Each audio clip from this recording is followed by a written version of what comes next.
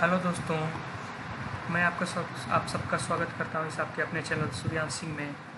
मैं आपके लिए आज लेकर आया हूँ क्लास 11th का केमिस्ट्री का चैप्टर 2 का पार्ट 1 इसका मैंने पहले ही बना रखा है। अगर आपने नहीं देखा हो तो मैं उसका लिंक डिस्क्रिप्शन बॉक्स में दे दूँगा, जाकर आप वहाँ से पार्ट 1 इस चैप्टर का देख सकते हैं। तो दोस्तों, अगर आप मेरे चैनल पर नए हैं तो इसको सब्सक्राइब करना ना भूलें और बेल आइकन ज़रूर दबाएं, जिससे आपको सारी नोटिफिकेशंस मिल सकें। तो दोस्तों, इसमें पहला टॉपिक है पार्ट टू में चैप्टर 2 के पार्ट 2 में पहला टॉपिक है प्रोटॉन तथा न्यूट्रॉन की खोज। इलेक्ट्रॉन की खोज मैंने पहले बता चुका है, अब ये अगला वीडियो है प्रोटॉन तथा न्यूट्रॉन की खोज। तो इसमें क्या हुआ था, परावर्तित किरणें जब कैथोड किरणें नलिका में गुजरी तो वो जब नलिका से टकरा कर परावर्तित हुई और फिर उस पर विद्युत विसर्जन किया गया तो धनावेशित कणों उसमें से धनावेशित कण निकले। जब उस पर विद्युत विसर्जन किया गया, जब परावर्तित हुई तो उसमें धनावेशित कण निकले, उन्हीं को कैनाल किरण कह दिया गया। अब उनका कैनाल किरण कह दिया गया तो इन्हीं किरणों को बाद में प्रोटॉन कहा गया। तो इससे प्रोटॉन की खोज हुई। सन 1932 में चैडविक ने बेरिलियम परमाणु अल्फा कणों का प्रहार किया। बेरिलियम परमाणु पर अल्फा कणों का प्रहार किया तो कुछ अधिक भार वाले उदासीन कण निकले, जिन्हें न्यूट्रॉन कहा गया। यहाँ प्रोटॉन लिख दिए गलती से, यहाँ न्यूट्रॉन होगा। जब चैडविक ने बेरिलियम परमाणु पर अल्फा कणों का प्रहार किया तो उदासीन कण निकले तो उन्हें प्रोटॉन कहा गया। अब अगला टॉपिक है इसमें परमाणु मॉडल बनाया गया। मतलब परमाणु को खोजने के लिए इसकी कैसे संरचना होगी, आकृति होगी, इसके लिए परमाणु मॉडल कई वैज्ञानिकों ने अपने प्रस्तुत किए। परमाणु के आकार एवं संरचना को जानने के लिए विविध वैज्ञानिकों ने परमाणु मॉडल संरचना का मॉडल प्रस्तुत किया। अब इसमें पहला मॉडल प्रस्तुत किया जे थॉमसन ने 1898 में एक मॉडल प्रस्तावित किया, जिसमें उन्होंने बताया कि परमाणु तरबूज के समान है, जिसमें धनावेशित भाग लाल गूदा के समान और इलेक्ट्रॉन काले बीज के समान हैं। इन्हें ही तरबूज मॉडल कहा गया। मतलब इसी को थॉमसन का तरबूज मॉडल कहा गया। देखिए ये तरबूज के समान है और इसमें जो लाल भाग होता है तरबूज में वो धनावेशित भाग है और जो बीज होता है काला काला वो इलेक्ट्रॉन के समान है। इसी को जे थॉमसन ने यही मॉडल प्रस्तुत किया। अब अगला है इसमें रदरफोर्ड का परमाणु मॉडल। अगला रदरफोर्ड ने प्रस्तुत किया। रदरफोर्ड ने सन 1911 में एक मॉडल प्रस्तुत किया, जिसमें उन्होंने बताया कि परमाणु के मध्य एक नाभिक है। उन्होंने ये बताया था, उन्होंने निम्नलिखित प्रयोग किया, मतलब यही प्रयोग किया। देखिए आगे है, रदरफोर्ड ने सोने की 100 नैनोमीटर पतली सोने की पन्नी पर अल्फा कणों की बौछार की। मतलब 100 नैनोमीटर पतली पन्नी सोने की ले ली और उस पर अल्फा किरणों की बौछार की। सोने की पन्नी के चारों ओर फोटोग्राफिक प्लेट लगाई जो प्रतिदीप्त पदार्थ से लेपित थी। क्या किया उन्होंने, एक रेडियो एक्टिव पदार्थ लिया जिससे अल्फा किरणें निकली थी, उसको लेड के बॉक्स में रखा। फिर यहाँ पे एक लेड पत्र लगाया और उसी बीच में छेद कर दिया जिससे अल्फा किरणें गुजर सकें। जब ये अल्फा किरणें यहाँ गुजरी थी, यहाँ सोने की पन्नी रखी थी उन्होंने और जिसके चारों ओर फोटोग्राफिक प्लेट लगाई थी। तो जब ये सोने की पन्नी से अल्फा कणें टकराई तो ये कुछ विचलित हो गई, अधिकतर सीधे निकल गई या कुछ ही मुड़ी। तो ये प्रयोग उन्होंने किया। अब इसमें परिणाम क्या प्राप्त हुए, सॉरी ऊपर चला गया। अब इसमें परिणाम क्या प्राप्त हुए, इस प्रयोग को करने के बाद उन्हें निम्न परिणाम प्राप्त हुए। अधिकांश अल्फा कण सोने की पन्नी से बिना विचलित निकल गए। मतलब बहुत सारे तो सोने की पन्नी को सीधे सीधे पार करते हुए निकल गए, लेकिन बहुत कुछ अल्फा कणों का बहुत कम कोण से विचलन हुआ। मतलब बहुत कुछ ही अल्फा कण थोड़े से मुड़ गए। लेकिन ये तीसरा इंपॉर्टेंट, बहुत थोड़े कण 20,000 में से एक, मतलब 20,000 कण गए तो उसमें से केवल एक कण वापिस उसी पथ पर लौट आए। मतलब 20,000 में से एक ही लौट ही आए, बहुत कम संख्या है। अब उन्होंने इससे कुछ निष्कर्ष निकाला। निष्कर्ष क्या निकाला, उन्होंने परिणामों को देखकर निम्न निष्कर्ष निकाले। पहला, किसी परमाणु का संपूर्ण द्रव्यमान एवं धनावेश उसके केंद्र में छोटे से स्थान में स्थित होता है, जिसे नाभिक कहते हैं। मतलब उन्होंने नाभिक की खोज की बताया कि धनावेश एक ही स्थान पे होता है और संपूर्ण भार भी वहीं होता है, तो उसे नाभिक कहेंगे। परमाणु की उन्होंने ये भी बताया कि परमाणु की त्रिज्या लगभग 10⁻⁻10 मीटर होती है, व नाभिक की त्रिज्या 10⁻⁻15 मीटर होती है। उन्होंने ये भी बताया। तीसरा पॉइंट, विभिन्न तत्वों के नाभिक में धनावेश का मान भिन्न भिन्न होता है, जो उसमें उपस्थित प्रोटॉनों की संख्या पर निर्भर करता है। मतलब उसके नाभिक में धनावेश का मान भिन्न भिन्न होता है, जो प्रोटॉनों पर निर्भर करता है। धनावेश है तो प्रोटॉनों पर ही निर्भर करेगा। चौथा है, नाभिक के चारों ओर इलेक्ट्रॉन गतिमान रहते हैं। नाभिक के चारों ओर इलेक्ट्रॉन गतिमान रहते हैं, ये भी उन्होंने बताया। अब पांचवा, इलेक्ट्रॉन का ऋणावेश नाभिक के धनावेश की संतुलित करता है, मतलब को संतुलित करता है। मतलब इलेक्ट्रॉन में जितना ऋणावेश रहेगा वहीं उतना ही नाभिक में धनावेश रहेगा, तो दोनों संतुलित हो जाएंगे, तभी ना परमाणु उदासीन होगा। अब छठवां है, परमाणु में नाभिक तथा घूमते हुए इलेक्ट्रॉन के बीच का स्थान रिक्त होता है। मतलब परमाणु में जो नाभिक रहता है थोड़ी दूरी पे, मतलब बहुत कम दूरी पे इलेक्ट्रॉन घूमते हुए रहता है, लेकिन उसके बीच में कोई रिक्त स्थान रहता है, तो वो रिक्त स्थान वैक्यूम रहता है, वहाँ कुछ भी नहीं होता है, वैक्यूम। अब रदरफोर्ड के परमाणु मॉडल में कुछ दोष दिया गए। अब दोष क्या है? रदरफोर्ड के परमाणु मॉडल का सबसे बड़ा दोष यह है कि उन्होंने बताया कि इलेक्ट्रॉन नाभिक के चारों तरफ सर्पिलाकार पथ में घूमते हैं।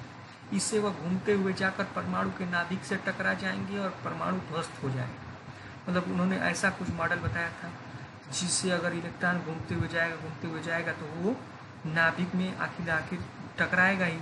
जब ये पॉजिटिव और निगेटिव टकराएंगे तो परमाणु पूरी तरीके से ध्वस्त हो जाएगा। तो ऐसा मॉडल संभव ही नहीं है।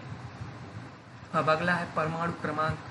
परमाणु क्रमांक क्या है? अगला टॉपिक है, परमाणु के नाभिक में उपस्थित प्रोटॉनों की संख्या उस परमाणु का परमाणु क्रमांक कहलाता है।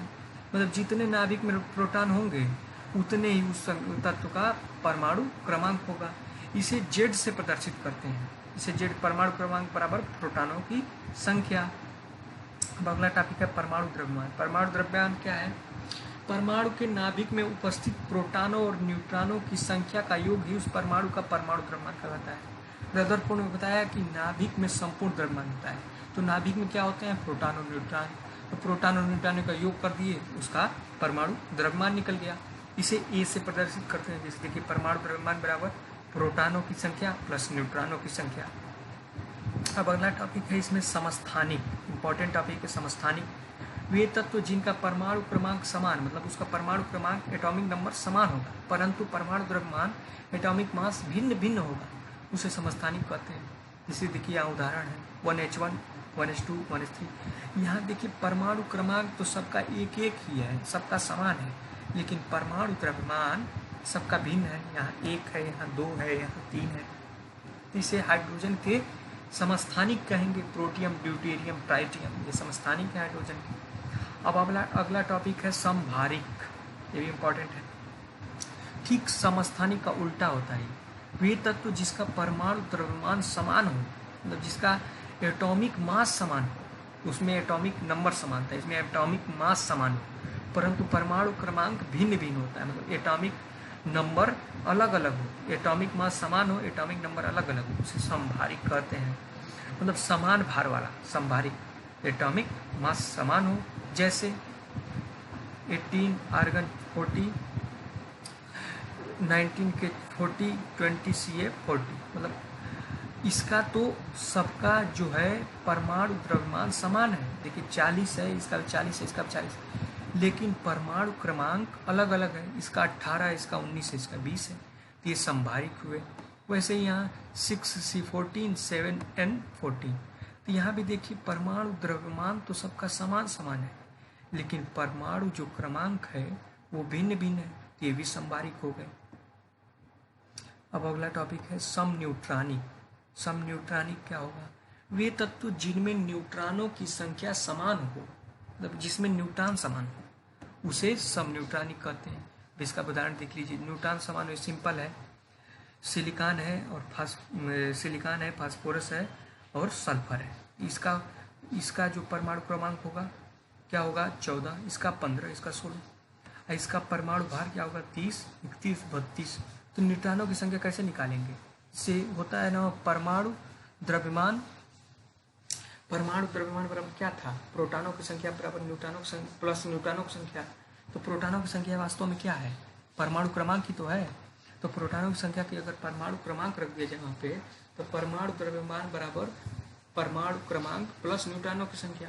तब परमाणु क्रमांक को इधर भेजा जाए तो न्यूट्रॉनों की संख्या बराबर परमाणु द्रव्यमान माइनस परमाणु क्रमांक। तो इसमें से इसको घटा देंगे तो सिंपली न्यूट्रॉनों की संख्या निकल जाएगी। तो इसमें से इसको घटाए तो 16, इसमें से इसको घटाए 16, इसमें से इसमें घटाए 16, तो सभी न्यूट्रॉनों की संख्या समान है, तो एक दूसरे के सम न्यूट्रॉनिक हुए। अगला है इसमें बेरिलियम है और नहीं बोरान है और कार्बन है। तो बोरान का 5 है परमाणु क्रमांक, इसका 6 है, इसका परमाणु द्रव्यमान 11 है, इसका 12 है। इसमें भी सिंपली घटा देंगे, न्यूट्रॉनों की संख्या इसमें 6 है, इसमें 6, तो ये सम न्यूट्रॉनिक हुए एक दूसरे के। अब अंतिम है इसमें सम इलेक्ट्रॉनिक। सम इलेक्ट्रॉनिक क्या हुआ, वे स्पीसीज यहाँ कहा गया, तत्व तो नहीं, मतलब वो आयन हो सकता है, तत्व हो सकता है, कुछ भी हो सकता है, जिनमें इलेक्ट्रॉनों की संख्या समान हो उसे सम इलेक्ट्रॉनिक कहते हैं। तो जिस आयन स्पीसीज में इलेक्ट्रॉनों की संख्या समान हो उसे सम इलेक्ट्रॉनिक कहेंगे। यहाँ उदाहरण दिया है O2 minus F minus Na plus Mg2 plus Ne3 minus NeAl3 plus, यहाँ इलेक्ट्रॉनों की संख्या। तो इस ऑक्सीजन के पास पहले से कितने इलेक्ट्रॉन रहते हैं, 8, 2 और आ गए 10, इसके पास 9, एक और आ गया 10, इसके पास कितने इलेक्ट्रॉन होते हैं, 11, एक कम हो गया 10, इसके पास कितने होते हैं 12, 2 कम हो गए 10, इसके पास कितने होते हैं, 7, 3 और आ गए 10, इसके पास तो पहले से 10 इलेक्ट्रॉन है, 10 यक्रिय गैस है नियॉन। फिर एल्युमिनियम के पास कितने होते हैं, एल्युमिनियम के पास होते हैं 13, 3 चले गए 10, ये सभी के इलेक्ट्रॉनों की संख्या समान है, तो ये सब सम इलेक्ट्रॉनिक हुए। बहुत से होंगे ये, ऐसे बहुत से निकाले जा सकते हैं। तो ये था आज का पार्ट 2, चैप्टर 2 का पार्ट 2 ये था। एक बार आपको दिखा देता हूँ, जैसे ये देखिए, ये सब हमने अभी थोड़ा थोड़ा जाना। ये देखिए, ये था चैप्टर 2 का पार्ट 2। पार्ट 1 जरूर देख लीजिएगा, उसका लिंक मैंने डिस्क्रिप्शन में डाल दिया है।